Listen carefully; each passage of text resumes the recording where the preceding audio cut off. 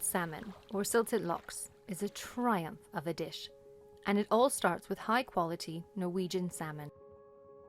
As a matter of fact, pickled salmon was one of the dishes served during the Norwegian Constituent Assembly in 1814 as they set forth creating the Constitution. A good dousing of salt and an hour in the refrigerator provides a quick cure for the salmon fillets.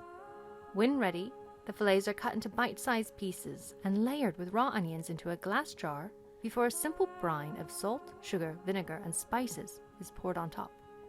A night in the refrigerator brings all of the flavors together.